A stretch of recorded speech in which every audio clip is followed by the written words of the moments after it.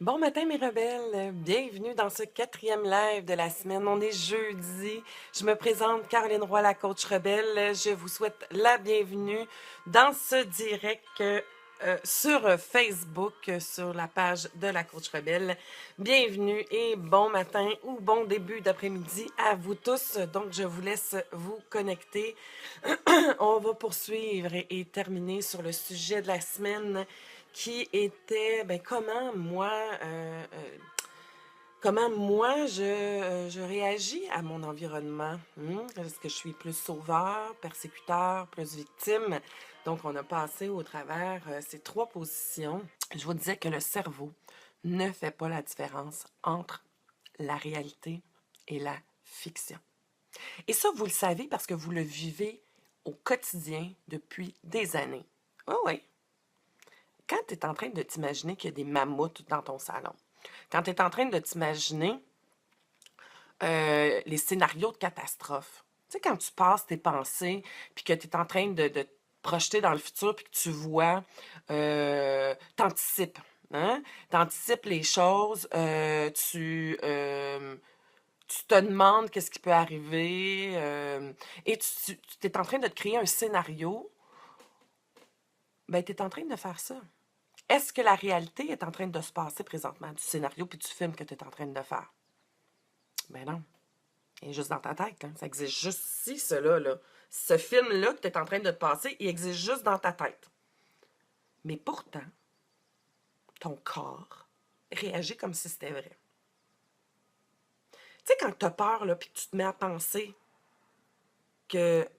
exemple, tu es dans ton travail, tu as une présentation à faire d'un truc que tu as travaillé depuis quelques jours, puis tu dois aller présenter ça. Ou tu dois aller voir ton boss pour y faire une demande d'augmentation de salaire. Ou tu veux voir, tu as quelqu'un qui te plaît dans ton environnement.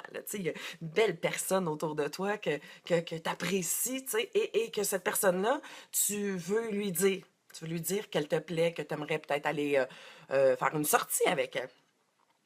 Donc, tu as ces événements-là. Là, tu te mets à penser. Donc, mettons pour la présentation de ton projet en avant de ton équipe, là, tu tournes dans ta tête. OK, tu te vois en avant. Ah, mon Dieu, ça m'énerve. Je vais avoir de l'air de quoi? Je suis vraiment bien préparée. Puis, et pour la personne, mettons, qui est dans ton environnement, tu sais, oh mon Dieu, mettons qu'elle me dise non, qu'est-ce qui va se passer? Comment je pourrais y répondre? Comment je devrais dire ça? De quelle façon je devrais dire ça?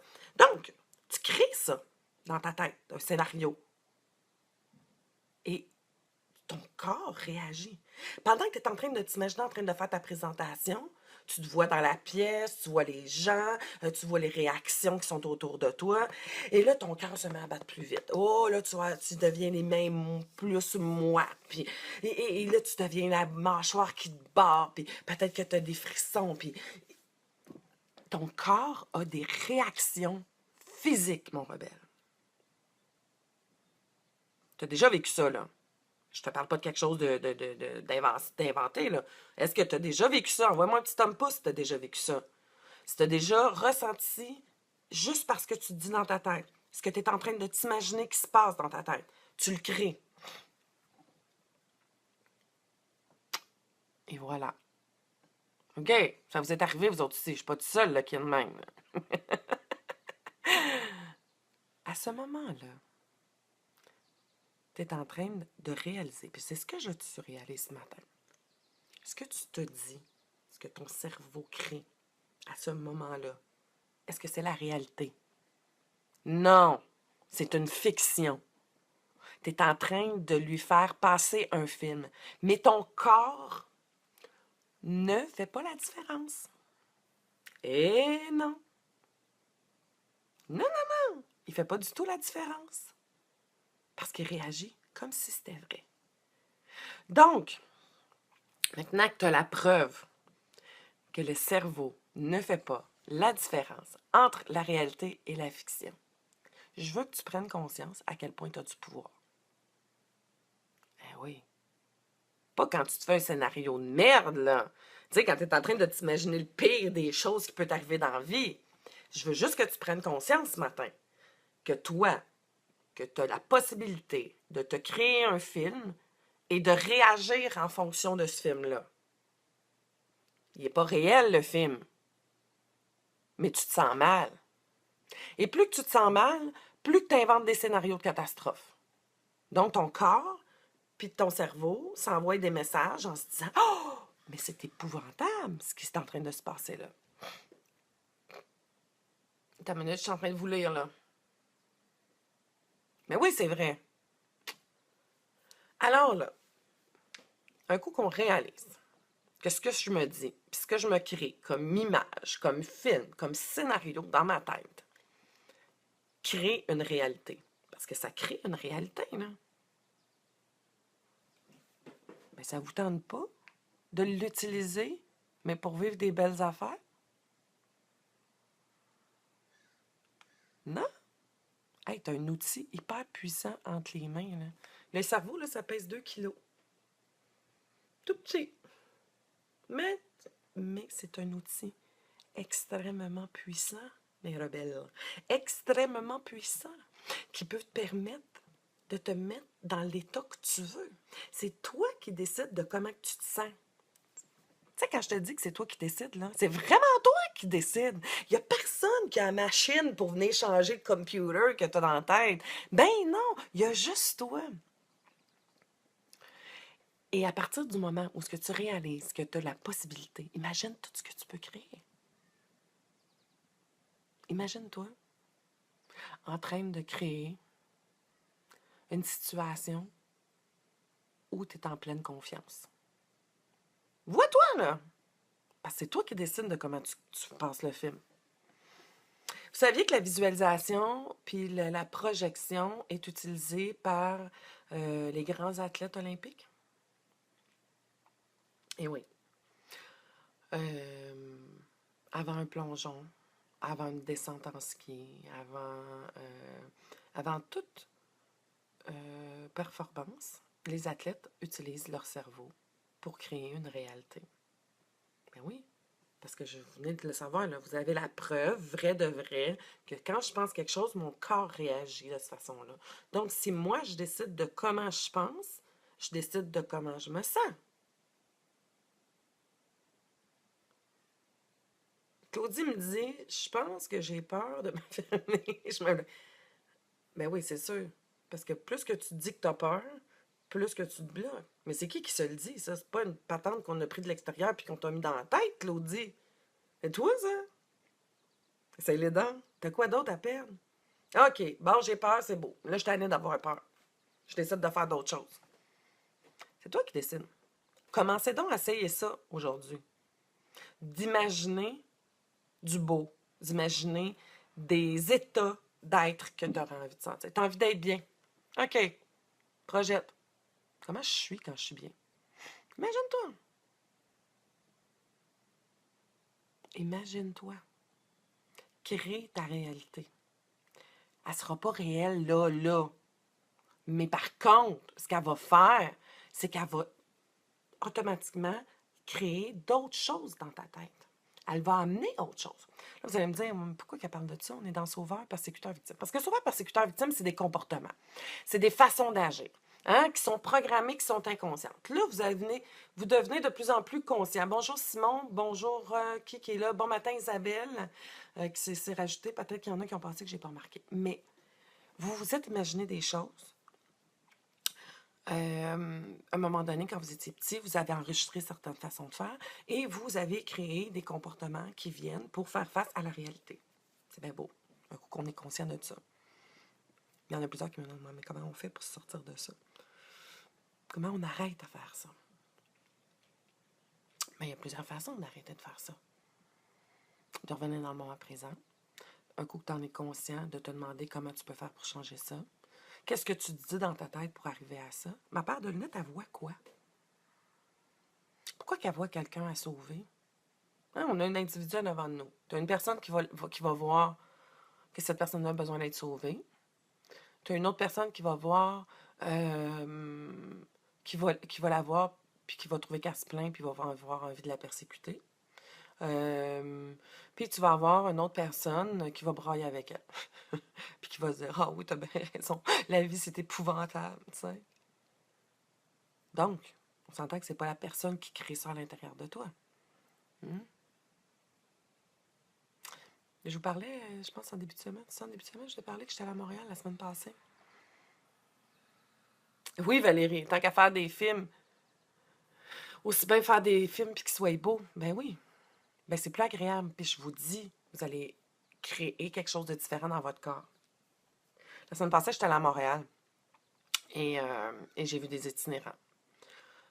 Et ma mère a réagi d'une façon face aux itinérants et je voyais les gens autour qui réagissaient de différentes façons. Et chaque personne avait une façon différente de réagir.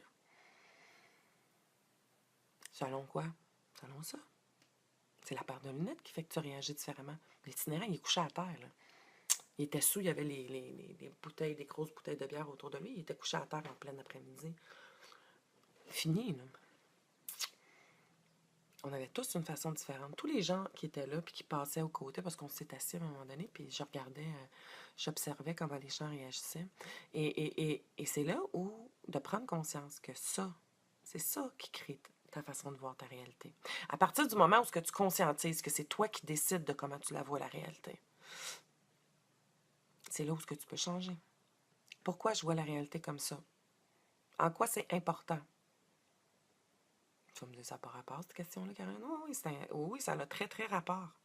En quoi c'est important que je vois la situation comme je la vois et que j'agisse comme j'agis? Qu'est-ce que j'essaie de faire de positif pour moi? Ben, voyons, Caroline, j'essaie pas de faire quelque chose de positif pour moi en faisant comme ça. Oui, pose-toi là la question. Qu'est-ce que tu essaies de faire de positif pour toi en ayant ce comportement-là? Y en a-tu qui sont capables de répondre à la question? Quand tu agis comme sauveur, qu'est-ce que tu essaies de faire de positif pour toi en agissant comme un sauveur? Quand tu persécutes, qu'est-ce que tu essaies de faire de positif pour toi en persécutant? En agissant comme victime, qu'est-ce que tu essaies de faire de positif pour toi en te victimisant? Est-ce que vous êtes capable de me répondre à cette question-là? C'est primordial, cette question-là. Tu essaies de comprendre. Claudie, tu me dis, c'est parfois affreux, ça fait peur de regarder le comportement des gens. Pourquoi c'est affreux? Ils agissent comme qu'ils agissent parce qu'ils ont appris à agir comme qu'ils agissent. Comme nous, on agit. Se valoriser. Parfait, Monique. C'est différent. La réponse va être différente pour tout le monde. Hein? On a toute une paire de lunettes différentes. On a tous des besoins qui sont différents. Pour un comportement, on va aller chercher quelque chose d'autre. Oui, parfois de se valoriser. Ça remonte, ça protège, oui. Ça déculpabilise, oui. Ça valorise, oui. Qu'est-ce que ça vient te dire, cette réponse-là? Si tu pars à partir de cette réponse-là, parce que cette réponse-là, là, tu peux faire de quoi avec? Ça peut dire que tu as un manque de valorisation ou il y a eu un manque de valorisation quand tu étais petite. Qu'est-ce que tu es en train de faire pour être fière de toi? Basse estime de soi, c'est ça que ça veut dire. Ça me déculpabilise. Pourquoi tu te culpabilises? Je te poserai la question, on va revenir à l'envers parce que parfois, il faut la poser plusieurs fois. René, tu me dis ça me déculpabilise. En quoi est-ce que c'est positif pour moi de me culpabiliser? Je t'envoie ça. Pas pour les autres, mais pour cela, je l'envoie. Bonjour Jérôme. OK. Attirer l'attention. Oui, Marjolaine. OK. Pourquoi j'ai besoin d'attention? Quand on a besoin d'attention, on a besoin d'amour. On a besoin d'être vu, on a besoin d'être reconnu, on a besoin d'être aimé. On a besoin que les gens prennent soin de nous. Hein? C'est ça de l'attention. On a envie qu'on prenne soin de nous. Parce que cette réponse-là, là, ça vient donner ce qui manque. Ce que tu as besoin de t'apporter, toi. Ça peut venir de l'enfance, ça peut venir du moment, mais à ce moment-là, il y a quelque chose qui est là. Qu'est-ce que je peux faire, moi, pour me valoriser? Ça ne sert à rien de se culpabiliser. Il faudrait que j'y revienne, Claudie. Parce qu'il y a une culpabilité qui est saine, mais il y a une culpabilité qui est malsaine. La seule qui est saine, c'est lorsque tu as fait vraiment quelque chose de pas correct et tu te culpabilises parce que tu veux pas le refaire. Je comprends pas, Elif. Être en décevant de la scène. Pour paraître bien. Oui. Et tout ce que vous allez avoir comme réponse. Et cette phrase-là, là, écrivez-vous-la à quelque part parce que vous pouvez vous la poser pour toutes sortes de comportements que vous avez. En quoi c'est important pour moi de séduire? En quoi c'est important pour moi de mentir? En quoi c'est important pour moi de manipuler? En quoi c'est important pour moi de m'apitoyer? En quoi c'est important pour moi de faire ça? Qu'est-ce que j'essaie de faire de positif pour moi en faisant comme ça? Oui. Qu'est-ce que j'essaie de faire de positif pour moi? Pas pour l'autre, là. L'autre n'a rien à voir là-dedans. Oubliez l'autre. Je vous le dis tout de suite. L'autre, il n'y a aucun rapport dans l'histoire. Ah non. Parce que si c'est pas elle ou c'est pas lui, ça va être un autre, un autre, un autre, un autre. Tu vas en trouver tout le temps quelqu'un à sauver. Tu vas trouver tout le temps quelqu'un à victimiser. Tu vas trouver tout le temps quelqu'un qui va te persécuter. Tout le temps. Je te le dis. 7 milliards d'êtres humains. Enlève-toi. Ça fait 6 999 personnes que tu peux trouver pour agir dans tes comportements. Ben oui, tu le fais pourquoi? Parce que ça te fait du bien, Sylvie. Tu le fais parce que ça fait du bien. Tu le fais parce que ça fait du bien. Et voilà. Pourquoi le matin, quand je me lève? Regardez. C'est un peu le bordel parce que je suis en reconstruction de mon sol, là, mais je veux quand même vous montrer. Je vais vous montrer quelque chose parce que vous allez me dire, ouais, mais ok, oui, pourquoi que à tous les matins, attendez un instant, je me tourne. Pourquoi tous les matins, j'allume mon encens, ma petite chandelle, puis que je m'agenouille ici? Pourquoi je fais ça tous les matins? Parce que ça me fait du bien. Parce que ça me ressemble. Donc, qu'est-ce que je fais de positif pour moi en agissant comme ça? Bien, je me reconnecte à moi-même. Quand j'allume mon encens, ça me fait du bien. Quand j'allume ma chandelle, ça me fait du bien. Fait que, est-ce que je fais quelque chose, comme si je réponds à ta question, Sylvie, est-ce que ça se peut de faire quelque chose juste pour que ça me fasse du bien? Bien évidemment. Mais plus tu t'en prends conscience, c'est là que ça devient intéressant. OK, quand je fais ça, ça me fait du bien. Ben fais-les plus. Mais en plus dans ta vie, agis plus comme ça. Ben oui, parce que plus tu le fais... Oups, attendez, je suis pris dans mon... Et c'est là où ça devient extraordinaire, Sylvie. Hein? Quand tu réalises que tu fais quelque chose qui te fait du bien, puis que ça te fait du bien, ben fais-les plus pour être encore mieux. Simon, rien contre se faire un film d'événements que j'aimerais qu'il arrive, mais facteurs extérieurs peuvent influencer mon film parce que tu leur accordes. Explique plus parce que, oui, c'est sûr que tu ne peux pas prendre en considération, tu ne peux pas éliminer l'extérieur. Mais pendant qu'il y a un événement extérieur, comment tu décides que ça t'influence? Quel pouvoir tu laisses à ça qui est autour de toi? Et c'est là aussi que ça devient intéressant. C'est pas magique, là. C'est juste une façon de te projeter. C'est toi qui décides de comment l'événement va avoir un pouvoir sur toi. Parce que c'est ta pensée. Si tu crées un état, ben oui, c'est sûr que, exemple, on parlait tantôt du film, OK, je disais tout à l'heure, tu rencontres une personne. Au tout début du live, je disais, il y a une personne dans ton environnement qui te plaît. Tu as envie d'aller lui dire que tu voudrais aller un peu plus loin, que tu aimerais une sortie, que tu aimerais aller... que tu aimerais aller faire quelque chose, la connaître plus, cette personne-là. Donc, dans ta tête, tu te vois. Tu te vois en train de lui parler, tu peux créer un scénario, mais est-ce que tu te vois en train de lui parler? Non. Qu'est-ce que ça prend quand on va aller rencontrer quelqu'un et on va être bien? Ça prend de la confiance. Ça prend des choses. Ça prend que tu sois bien avec toi-même.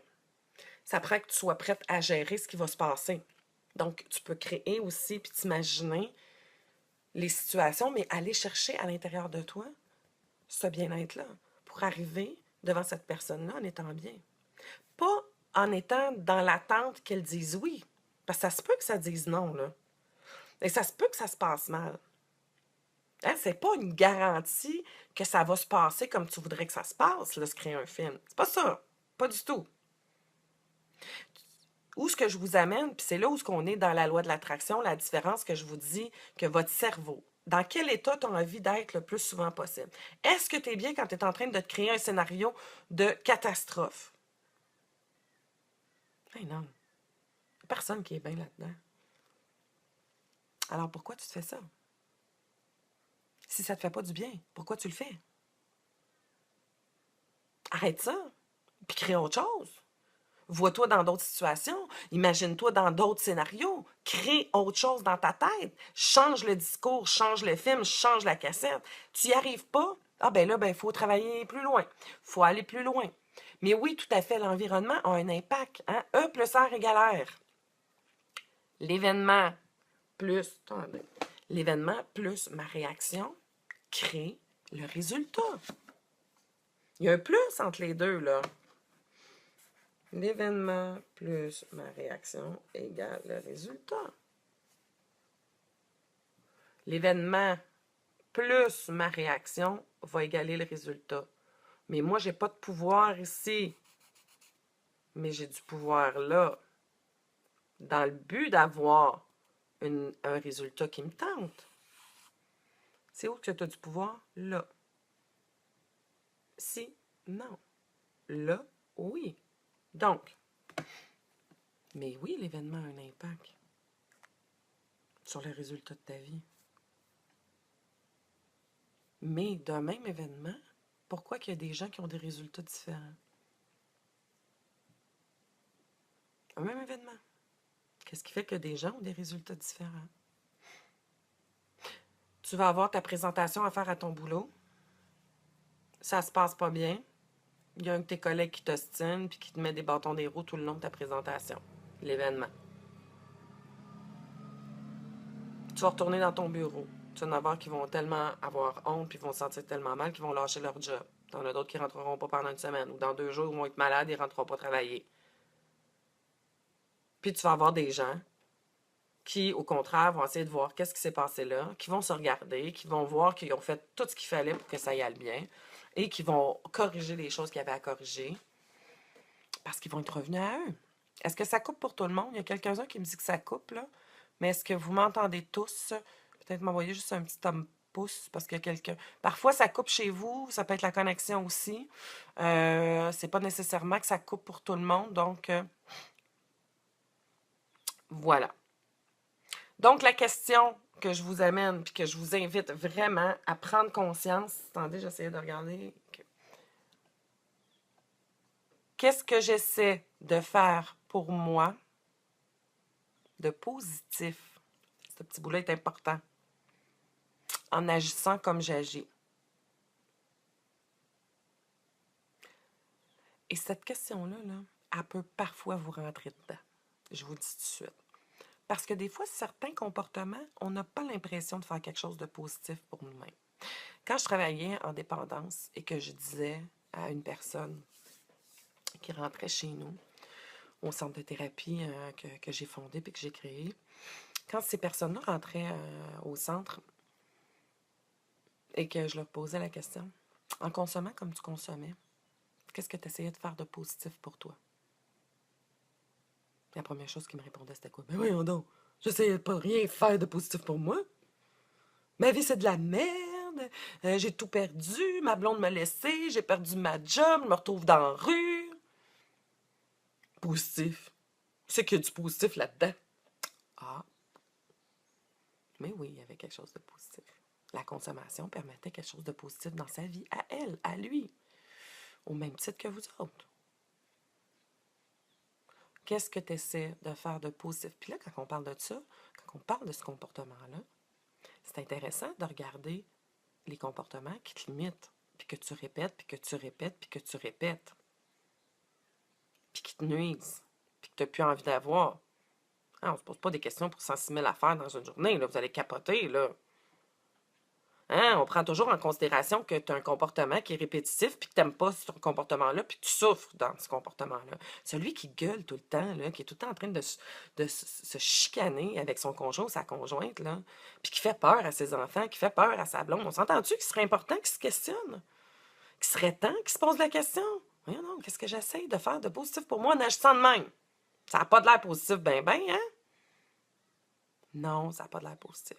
Mais il essaye de faire quelque chose de positif. Pour lui, là, à l'intérieur. Et quand tu te poses cette question-là, puis que tu as une réponse, tantôt vous aviez valorisation. Ça peut être sécurité. Ça peut être je veux être entendu. Je veux de l'attention. OK.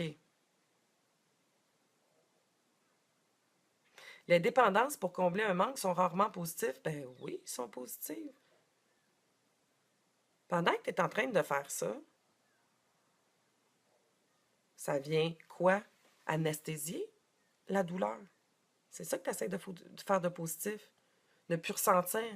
Quelqu'un qui fume du pot à côté parce qu'il est anxieux, quand il fume son joint, ce qu'il essaie de faire de positif, c'est de diminuer son anxiété, right? Ça amène des conséquences. Les conséquences sont grandes. Ah, ben oui. Si toi, à tous les jeudis soirs, t'aimes tellement pas ta vie, t'aimes tellement pas ta job, que tu t'en vas dans un magasin puis que tu dépenses, tu mets sur ta carte de crédit quasiment 500$ à tous les semaines, puis que t'es dans le marde financièrement parce que t'es plus capable ou t'as de la misère à payer tes choses puis que t'es à côté dans ta marge de crédit, mais que tu continues à acheter puis à acheter puis à acheter parce qu'il te manque tout le temps quelque chose. Les conséquences sont grandes, bien évidemment, parce que tu as de la misère à arriver. Plus tu es stressé, plus que tu es anxieuse, plus que tu achètes, plus tu compenses. On s'entend, là? Vous voyez la roue, là? Mais pendant que tu fais ce comportement-là, qu'est-ce que tu essaies de faire de positif? De dire que tu as le contrôle, que tu as du pouvoir, que tu es beaucoup plus libre. Pour certains, ça te permet de fuir ta réalité. Ça te permet de dire qu'à cette place-là, je décide pour moi. Oui, c'est ça que tu essaies de... Puis c'est positif, ça, parce que tu es en train de dire qu'à quelque part, tu as le contrôle. Tu as besoin de ça. Mais on s'entend que si tu continues à faire ce comportement-là, sur un long terme, ça marche pas. Hein, comme n'importe quel comportement. Quelqu'un qui gueule tout le temps puis qui crie après les gens autour de lui, là, qui est tout le temps en train d'écraser les gens, qui essaye de faire quelque chose de positif, de se redonner une constance. Il se donne l'impression d'être quelqu'un. C'est sa méthode qu'il a développée qui n'est pas la bonne, mais qui permet de compenser. Mais oui, Valérie, manger, dépenser, boire, etc., toutes les dépendances, ça l'amène quelque chose de positif. La personne essaie de faire quelque chose de positif pour soi. Et tout à fait, la réaction que tu as là, Valérie, c'est toujours la réaction que les gens ont souvent. Parce qu'on ne peut pas comprendre qu'on essaie de se faire du bien en faisant ça. Mais oui, tu essaies de te faire du bien. Ben oui. Et pose-toi la question, est importante cette question-là, parce que la réponse, ben là, tu vas prendre le petit gars ou la petite fille, puis tu vas y en donner de l'attention. Tu vas essayer de mettre dans ta vie des choses qui vont te permettre d'augmenter ton estime et ta confiance. Régler la dépendance, c'est une autre affaire. La chose que je veux vous amener ce matin, c'est de trouver qu'est-ce qu'il y a de positif en arrière du comportement dans lequel tu es pris. Quand tu es un sauveur, quand tu es une victime, quand tu es un persécuteur, qu'est-ce que tu essaies de faire de positif pour toi en agissant comme tu agis? C'est super important, ça, Mirabelle.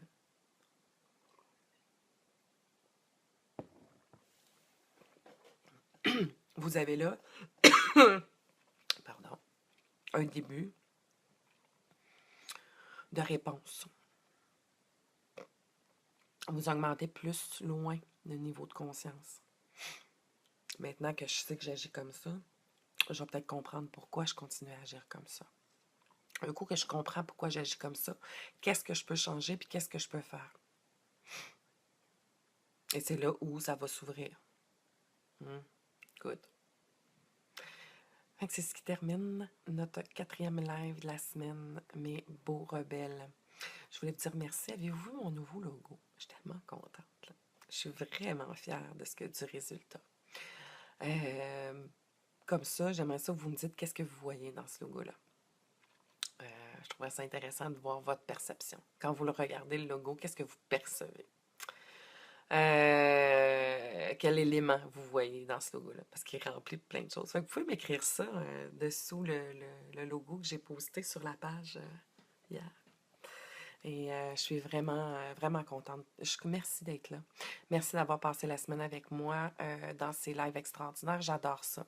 Je vous souhaite une journée extraordinaire. Tu as envie de voir le live de demain, bien, il faut que tu viennes t'inscrire dans le groupe. Donc, je t'invite vraiment à t'inscrire aujourd'hui sur, tu vois, sur mon site Internet. Tu remplis le petit encadré. Tu t'en vas voir dans tes courriels. Va voir dans les indésirables ou dans les spams. Parfois, ils se retrouvent là. Un coup que tu as trouvé ça, clique sur le bouton, puis demande de rejoindre le groupe de la coach rebelle. À ce moment-là, tu vas pouvoir venir voir le live de demain matin. Et en plus de voir le live du vendredi matin, mais le fait d'être sur ce groupe-là, et mon Dieu, tu as une communauté de personnes qui sont engagées, qui sont dans le processus, qui ont fait un pas de plus et qui se mettent en action et qui partagent ça. Ils font des vidéos, partagent leur kiff de la journée, leur gratitude. Donc, je vous invite à partager, mes rebelles. Hein? Amenez ça à d'autres. Permettez-leur de modifier aussi leur paire de lunettes. Permettez-leur d'augmenter leur bien-être, leur liberté. Parce que c'est ça. On fait la révolution à nos limites avec la coach rebelle. Et je te remercie d'être là. Et je t'embrasse. Passe une excellente journée. Bye bye.